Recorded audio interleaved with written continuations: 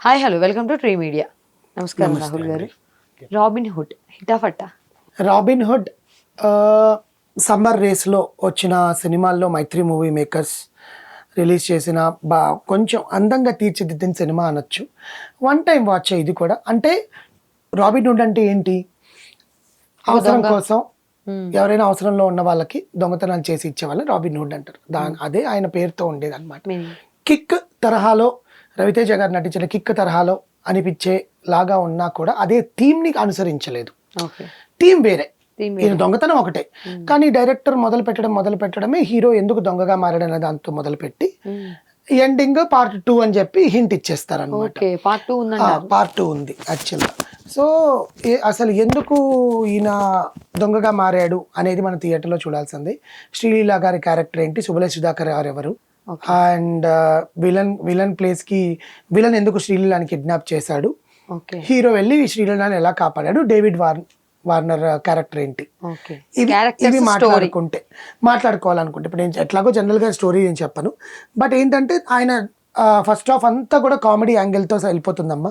First half అంతా comedy యాంగిల్గా వెళ్ళడము, ఒక ప్రముఖ ఫార్మాసిటికల్ కంపెనీ ఓనర్ కూతురు ఇండియాకి రావడము, వచ్చిన అమ్మాయి దగ్గరికి నితిన్ ఎలా వెళ్ళాడు, వాళ్ళిద్దరి ప్రేమ ఎలా పడింది, ఆ అమ్మాయిని ఈ విలను కిడ్నాప్ చేయడంతో ఇంటర్వెల్ బ్యాంక్ పడ్డము, కిడ్నాప్ చేయని ప్లేస్కి ఈయన ఎందుకు వెళ్ళాడు, దొంగగా ఉన్న నితిన్ ఎందుకు కిడ్నాప్ జరిగిన ప్లేస్కి వెళ్లాల్సి వచ్చింది, శ్రీలీలని ఏ రకంగా కాపాడాడు, డేవిడ్ వార్నర్ ఎవరు, మధ్యలో రాజన్ ప్రసాద్ గారు, వెన్నెల కిషోర్ గారి నవ్వులు పువ్వులు. అంటే కలగా పులగం లాగా అనొచ్చు. అంటే దొంగగా ఉన్న వ్యక్తి సడన్ గా ఎందుకు రుద్రకొండ అనే ఊరికి వెళ్ళాడు అని జనాలకి తెలిసిపోయిన తర్వాత రొటీన్ మూడ్ లోకి వెళ్ళిపోతాం. రొటీన్ గానే ఉంటది కదా స్టోరీ అని చెప్పి సడన్ గా అదిదా సర్ప్రైజ్ అనే ఒక సాంగ్ పెట్టడము, ఆ సాంగ్ లో హుక్ స్టెప్ తీసేశారు. హుక్ స్టెప్ తీసేశారు అంటే కనిపించకుండా మేనేజ్ చేశారు జనరల్ గా. అది కాక ఏంటంటే చాలా ఫాస్ట్ గా వెళ్ళిపోతుంది కూడా సాంగ్ జనాలకి. నేను ఇంతకు ముందు కూడా చెప్పాను, సాంగ్ కి ముందు సీను, సాంగ్ కి తర్వాత సీను మనం జోడించుకుంటే సాంగ్ చూడొచ్చా లేదనేది అర్థమైపోతుంది.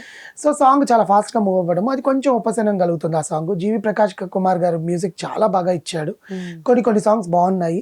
నితిన్ గారి టెక్నిక్, క్యారెక్టరైజేషన్స్ విషయంకి వస్తే నితిన్ గారి క్యారెక్టర్ చాలా అత్యద్భుతంగా తీర్చిదిద్దారు ఆయన డైరెక్టర్.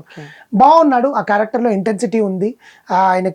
ఆయన కథలో ఇన్వాల్వ్ అయ్యే సీను, ఆయన డైలాగ్ డెలివరీ కానీ, ఆయన మేనరిజమ్స్ అందంగా కనిపించాడు నితిన్. అండ్ శ్రీలీలని ఫ్లర్ట్ చేసే సీన్స్ చాలా బాగుంటాయి. శ్రీలీల గారి క్యారెక్టర్ కొంచెం కంజెస్టెడ్ గా ఉన్నా కూడా ఆమె బిగ్ ఎసెట్ కాదు ఈ సినిమాకి, బట్ చాలా అందంగా ఉంది. శ్రీలీట ఈజ్ అందంగా కనిపించారు. రాజన్ ప్రసాద్ గారు, వెన్నెల కిషోర్ గారు ఒక సెక్యూరిటీ గ్యాంగ్ కి సంబంధించి వాళ్ళిద్దరి నవ్వులు పువ్వులు చాలా అసలు అద్భుతంగా ఉన్నాయి. అంటే ఆర్గానికల్ గా నవ్వుకోవచ్చు వాళ్ళిద్దరివి. సెకండ్ హాఫ్ లో విలన్ దేవదత్త క్యారెక్టర్ గా నటించిన ఆ విలనిజం చూపించినా కూడా లాస్ట్కి వచ్చేసరికి చాలా నీరసంగా కనిపిస్తుంది. అంటే హీరో ఎలివేషన్స్ ఎక్కువ ఉంటాయి. అంటే యాక్షన్ సీక్వెన్సెస్ ని చాలా అద్భుతంగా చిత్రీకరించారు. కమర్షియల్ మూవీ అండి, పక్కా commercial movie Robin Hood. And ఏదైతే నితిన్ గోల్ అంటుందో ఆ నితిన్ గోల్ ని వాళ్ళు చూపించడానికి చాలా ప్రయత్నం చేశారు. అండ్ క్లైమాక్స్ లో డేవిడ్ వార్నర్ ఎంటర్ అవుతారు.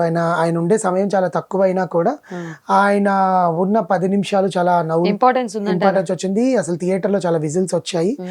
ఆయన పాత్ర సెకండ్ హాఫ్ లో ఉంటుందని హింట్ ఇచ్చారు. యాక్చువల్ గా సెకండ్ పార్ట్ లో ఉంటుంది అని చెప్పి. అండ్ శ్రీలీల గారి క్యారెక్టర్ చాలా లిమిటెడ్ అండి, సాంగ్స్ వరకే పరిమితం అనుకోవచ్చేమో.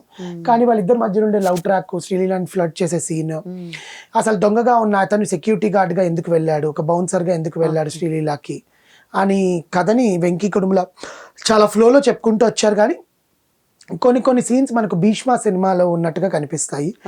అండ్ సేమ్ ఒక జనాలు కాపాడడం కోసం దొంగతనం చేసే సినిమాలు మనం చాలా చూసాము. రాబిన్ హుడ్ తరహాలో సినిమాలు చాలా వచ్చాయి. కానీ దీంట్లో స్క్రీన్ ప్లే ముఖ్యంగా ప్రధానంగా మాట్లాడుకోవాలి. ఎందుకంటే చాలా నీట్ గా డిజైన్ చేసుకున్నాడు, ఎక్కడ ఎడిటింగ్ అంతా లేకుండా, ఎక్కడ ల్యాగ్ లేకుండా. బట్ ఎడిటింగ్ కొంచెం చేసి ఉండాల్సింది, ఇంకొంచెం క్రిస్ప్ అయింటే బాగుండేది. జీవి ప్రకాష్ గారి మ్యూజిక్ చాలా బాగుంది, బ్యాక్గ్రౌండ్ స్కోర్ చాలా బాగుంది, ఎడిటింగ్ బాగుంది. నేను చెప్పినట్టు కొంచెం ల్యాక్ కాకుండా కొంచెం క్రిస్ప్ చేస్తుంటే బాగుంటుంది.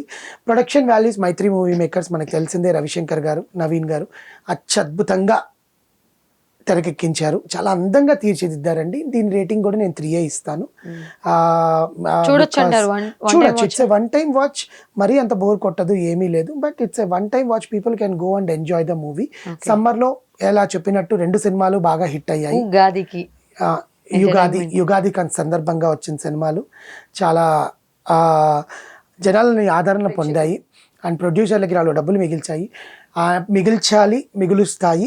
కలెక్షన్స్ పరంగా కూడా వీళ్ళకి ఒక స్టాండర్డ్ అనేది నిలుస్తుంది. అండ్ పైరసీని ఎంకరేజ్ చేయొద్దు. వెళ్ళి సినిమా చూడండి, థియేటర్లో నవ్వుకోండి, హ్యాపీగా ఇంటికి రండి.